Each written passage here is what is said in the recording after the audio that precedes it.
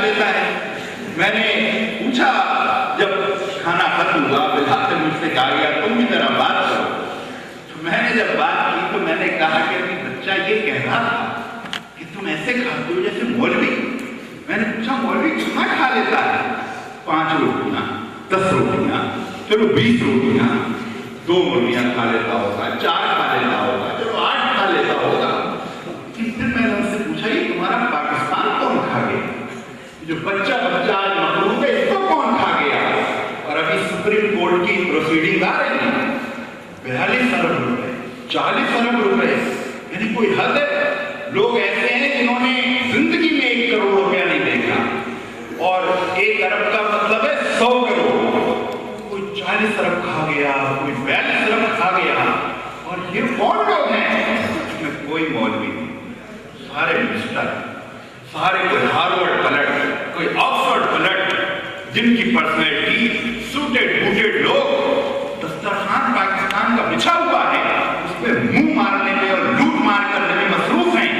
ایک ایسا پاکستان جس کی آدھی پارلیمنٹ جعلی ڈگریوں والوں پر مشتمل ہے. یہ ساری کیفیت ہمارے سامنے ہے. ایک ایسی کیفیت لگتا ہے پکا ہوا ایک پھل اس کو کھا لینا چاہیے. لگتا ہے ایک ایسی کیفیت ہے جس میں انقلاب فوراً برپا ہو جانا چاہیے, لیکن یہ انقلاب خود برپا نہیں ہوگا. حالات تو بالکل میچور ہے, صورتحال پکے ہوئے پھل کی طرح ہے, لیکن شاید اللہ تعالیٰ کو کردار اور با کردار لوگوں کی ضرورت ہے. اس لیے وہ ہمارے بزرگ مولانا عبدالحمید صاحب کے انتقال ہو گیا. وہ ہم سے کہا کرتے تھے کہ بیٹا تم لوگ اتنی جلدی کیوں کرتے ہو؟ یہ جو اللہ تعالیٰ تمہیں اقتدار نہیں دے رہا, میرا خیال ہے تم میں کوئی کمی ہے. تمہاری سیرت, تمہارا کردار, تمہاری کیفیت ابھی ایسی نہیں ہے کہ اللہ تعالیٰ اپنی امانت, یہ اقتدار اللہ کی امانت یہ تمہارے سپرد کر دے. اس لیے اللہ تعالیٰ اپنے دین کو ابھی بچانا چاہتا ہے. اللہ تعالیٰ کو شاید ایسے ضرور لوگوں کی ضرورت ہے. اور یہاں پھر مجھے ایک واقعہ یاد آتا ہے کہ یہ جو ہم چاہتے ہیں یہ ہو جائے وہ, لیکن اس کے لیے وہ ایک صاحب, آپ نے دیکھا ہوگا بعضوں کے ہاتھ پر کہیں پھول بنا ہوتا ہے, کہیں شیر بنا ہوتا ہے, کہیں کچھ اور بنا ہوتا ہے. تو ایک صاحب نے کہا اپنے ہاتھ کھول کر ایک جگہ پہنچ گئے کہ میرے ہاتھ پر شیر بنا دو, شیر. اور اس میں آپ کو پتا ہے کچھ سوئی سے کھدائی کرتے ہیں پھر رنگ بھر دیتے ہیں تو وہ مستقل ہو جاتا ہے, وہ ہرے ہرے نیلے نیلے رنگ کا. تو انہوں نے کہا میرے ہاتھ پر شیر بنا دو. اس نے کہا ٹھیک ہے. اس نے سوئی لگائی, جب سوئی لگائی تو تکلیف ہوئی. اس نے کہا کیا بنا رہے ہو؟ کہا شیر بنا رہا ہوں. کہا شیر تو بنا رہے ہو لیکن شیر کا کون سا حصہ؟ اس نے کہا میں نے سوچا دم سے آواز کر دوں, شیر کی دم میں بنا رہا ہوں. کہا یار دم تکلیف ہو رہی ہے, بغیر دم کا شیر بنا دو, شیر تو ہوگا. اس نے کہا چلو ٹھیک ہے. پھر اس نے سوئی لگائی, پھر تکلیف ہوئی. کہا آپ کیا بنا رہے ہو؟ اس نے کہا میں اب شیر کی ٹانگیں بنا رہا ہوں. کہا ٹانگیں بنا رہے ہو؟ یار کون سے شیر کو بھاگنا دوڑنا ہے, بغیر ٹانگوں کا شیر بناؤ, تکلیف ہو رہی ہے. اس نے کہا اچھا ٹھیک ہے.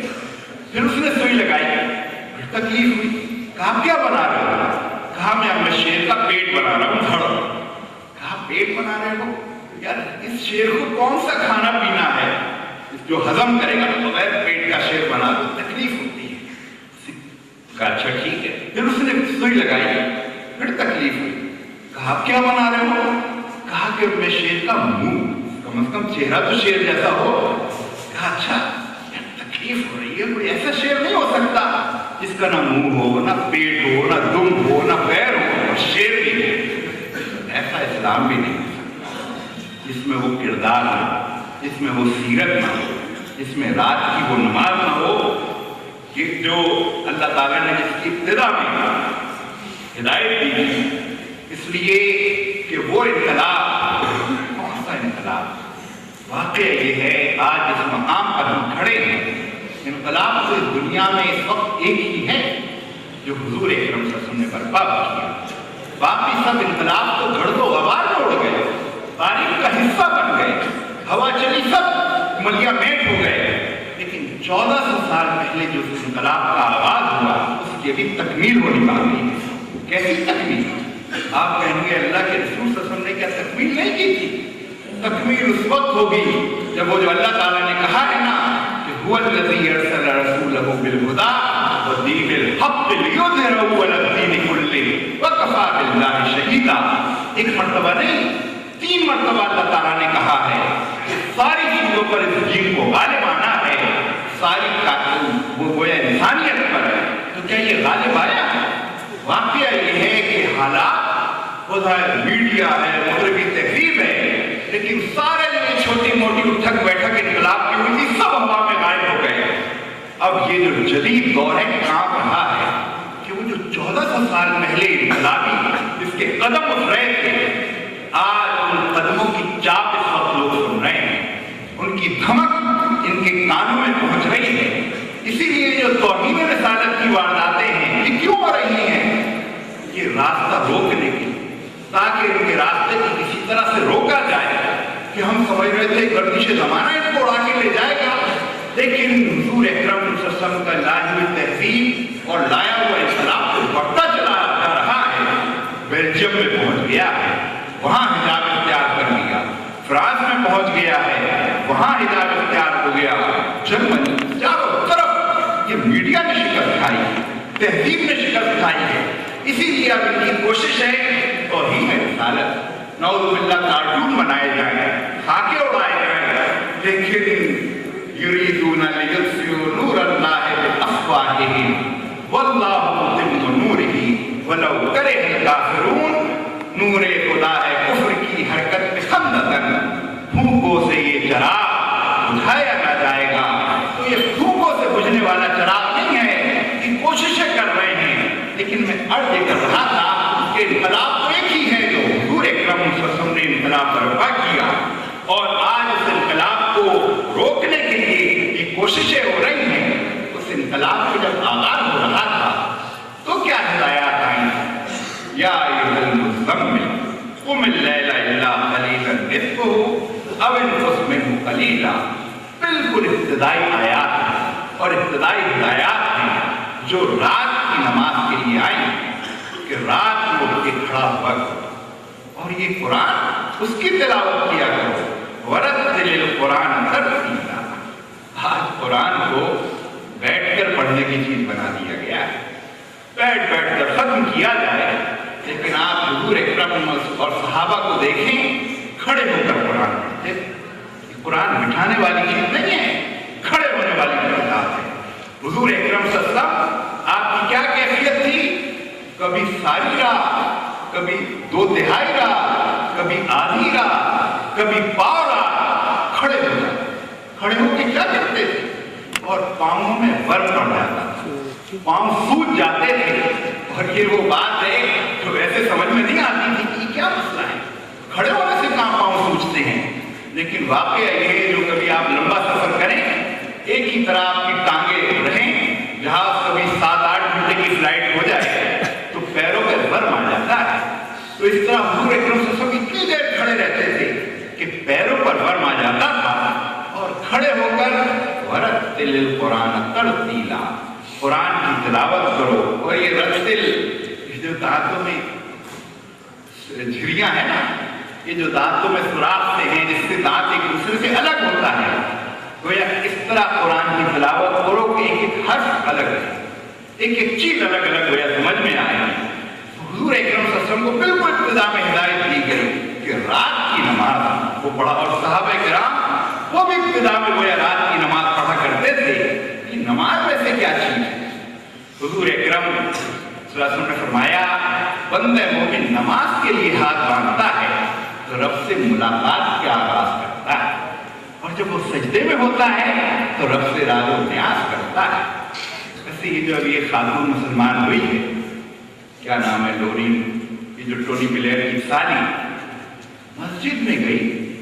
मस्जिद में लोग काहे के लिए जाते हैं? वैसे ही सैर तफरीह देखने, क्या शानदार मीनार है, क्या शानदार है। वो मस्जिद में गई, एक अजीब व गरीब कैफियत से दो चार हुई, और फिर उसने बेसाख्ता सजदा किया। सजदे में कहने लगी, जो सुकून मुझे मिला, जो इत्मीनान मिला, दिली सुकून, दिमागी सुकून पाता हूँ, सरे न्यास तेरे दर पे जब झुकाता हूं, कहने लगी ऐसा सुकून इत्मीनान मुझे मिला सजदे में। वो अल्लाह ताला ने क्या कहा है सूरह अलग के आखिर में, सजदा कर करीब हो।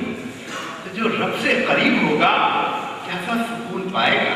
लेकिन कहीं ऐसा तो नहीं कि मेरी और आपकी कैफियत तो हो गई हो, मैं जो सर बसजदा हुआ कभी तो जमीन से आने लगी सदा, तेरा दिल तो है सनम आशना, तुझे क्या मिलेगा नमाज। तो इस पहलू से ये सजदा खुलूस के साथ हो तो सुकून चैन। हुजूर अकरम सल्लल्लाहु अलैहि वसल्लम फरमा रहे हैं रब से राज़ो न्याज़ करता है, गुफ्त शनीक करता है, हाल दिल बयान करता है।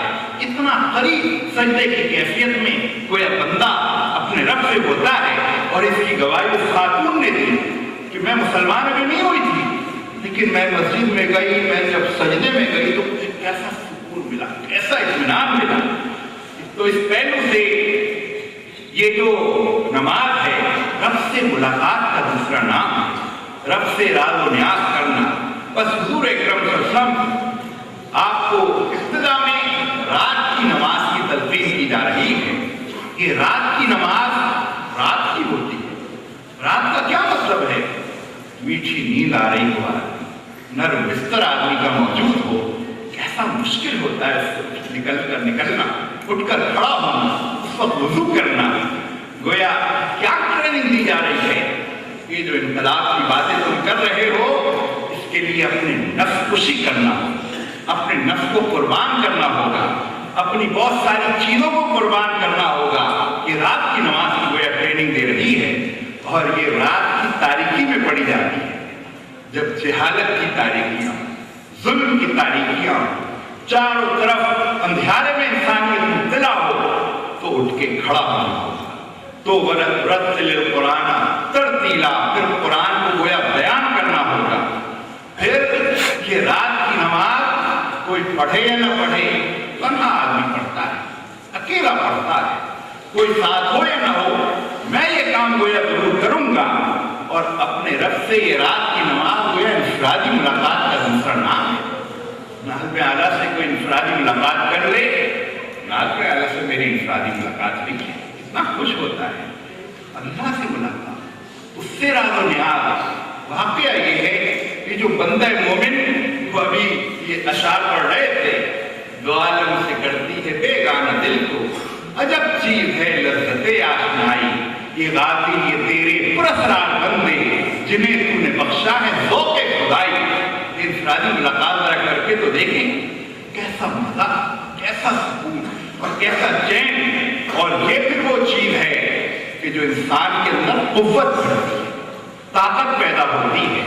ये जो आज सारा निज़ाम, इसको उलटने की, इससे टकराने की और फिर नई राहें निकालने की जो पूरी ताकत। और फिर ये रात की नमाज जो है, ये यकीन के साथ सुबह शुरू होने वाली है, सहर मुदार होने वाली है और फटने वाली है। वो ये यकीन हो कि बिलाखिर आसमां होगा सहर के नूर से आएगा पोश, सहर मुदार हो, इनकलाब गोया पैदा होगा। फिर ये जो नमाज है ये सुकून देती है, ये चैन इत्मीनान देती है। जो आप रात की नमाज पढ़ने वाले, वैसे तो वाक़या ये है कि ये ऐसी चीज है जो मैं बयान करता रहूं तकरीर, लेकिन ये तजर्बे से खुद समझ में आती है कि सुकून, सुकून किस चीज का नाम है? सुकून नाम है कि आदमी सब मुश्किलात मसाइब में हो फिर भी परेशानी उसके करीब न फटके। फिर मौलाना मौदूदी रहमतुल्लाह अलैह, उनके बारे में जो आता है ना, फांसी की सजा हो गई और फांसी की सजा हो गई, फांसी के कपड़े पहना दिए गए और फांसी के कपड़े पहना दिए गए और कपड़े जो उनके असल थे वो जब वापस आए, मियां तुफैल मोहम्मद साहब, अमीन हसन इस्माइल साहब, इन्होंने उन कपड़ों को देखा तो सब रोने लगे, कपड़ों को उठा उठा के आंखों से लगाने लगे कि ये कपड़े उस शख्स के हैं जिसके जिस्म पर इस वक्त फांसी के कपड़े हैं। तो एक तरफ ये तो रोध हो रहे थे, लेकिन मौलाना मौदूदी, वो जो जेल का पहरेदार, जो फांसी की कोशिश में मुकर्रर था, वो ये कहता है मैंने अपनी دیکھا کہ جیل کی پھانسی کی کوٹری میں ہے، پھانسی کے کپڑے پہنے ہوئے ہے، لیکن ادھر آ کے لیٹا اور خراٹے لگا کے سو رہا ہے۔ میں نے کوئی قیدی ایسا نہیں دیکھا۔ آدمی بے چین ادھر ادھر ٹہل رہا ہوتا ہے، پھانسی مجھے لگنی ہے، موت مجھے آنی ہے، رات کو نیند اس کو نہیں آتی۔ یہ پہلا قیدی میں نے دیکھا پھانسی کی کوٹری میں پھانسی کے کپڑے پہن کر گیا اور لیٹتے ہی خراٹوں کی آواز اس کے آنے لگی۔ یہ سکون کہاں سے آیا؟ یہ چین کہاں سے آیا؟ یہ وہ چیز ہے جو اللہ تعالیٰ دیتا ہے، کوئی نہیں دے سکتا۔ یہ اللہ تعالیٰ ہے جو سکون بھی دیتا ہے، چین بھی دیتا ہے۔ اور پھر سکون اور چین کی بات نہیں ہے، میں ایک بات اور آگے بڑھ کے کرتا ہوں کہ گویا کہ اس نماز کا مقصود یہ نہیں ہے، لیکن واقعہ یہ ہے کہ جو رات کی نماز پڑھنے والے ہیں اس قدر پرکشش شخصیت ان کی ہوتی ہے، چاہے رنگ و روغن ان کا خراب ہو، چاہے رنگ ان کا سونلا ہو، لیکن اگر رات کی نماز، ویسے تو میں عرض کروں کسی نے 2 دن اگر نماز پڑھ لی ہو، آپ اس کا چہرہ دیکھیں، ایک خاص کیفیت اس کی، ایک خاص نور اس کے چہرے پر ہوگا، ایک خاص کشش اس کے چہرے پر ہوگی۔ اور جو ریگولر رات کی نماز پڑھنے والے ہیں ان کی شخصیت میں جاذبیت، ایک کشش، ایک عجیب و غریب، اس کو الفاظ میں گویا میں اس طرح بیان نہیں کر سکتا۔ واقعہ یہ ہے، اس پہلو سے یہ دعوت کون لوگ پھیلائیں گے؟ جو پرکشش شخصیت کے مالک، جن کے ساتھ لوگ جڑتے ہوں، جن کے گویا لوگ قریب ہو آتے ہوں، بس جن کا چہرہ یہ بتاتا ہو کہ یہ ذرا کچھ مختلف لوگ ہیں، اور یہ ساری دنیا کو ایک خاص کیفیت سے گویا بدلنا۔ تو علامہ اقبال نے کہا ہے کسی مسجد کے بارے میں کہ تجھ سے ہوا آشکار بندے مومن کا راز، اس کے دنوں کی تپش، اس کی شبوں کا گلاب، اس کی شبیں ایک خاص انداز میں اور ایک خاص کیفیت میں گویا گزرتی ہیں۔ والذین یبیتون لربہم سجدا وقیاما، یہ وہ لوگ ہیں جن کی نمازیں، جن کی راتیں سجدے اور قیام میں گویا گزرتی ہیں۔ تو اس پہلو سے یہ جو علامہ اقبال نے کہا ہے کہ خال خال اس قوم میں اب تک نظر آتے ہیں، وہ کرتے ہیں اشکے سحر گاہی سے یہ ظالم وضو، یہ صرف خال ہونے سے بات بن نہیں رہی، ان کی تعداد کو بڑھنا پڑے گا، ان کی مقدار کو بڑھنا پڑے گا، اور یہ تعداد معیار مطلوب اور حالات اور واقعات جس طرح بڑھ رہے ہیں، واقعہ یہ ہے کہ یہ تعداد معیار مطلوب کی طرف گویا بڑھ رہی ہے اور ان کی تعداد بڑھنی چاہیے۔ اور مستقبل جو تبدیل ہو رہا ہے، حالات پلٹا کھا رہے ہیں، اور حالات میں تبدیلی، یہ سارا نظام ایسا نہیں ہے کہ یہ کرپٹ اور سیکولر لوگ ہٹیں اور ایک اسلام کا نام لینے والے آ جائیں، مسلم لیگ کوئی نام رکھ دے، کوئی کچھ اور نام رکھ دے۔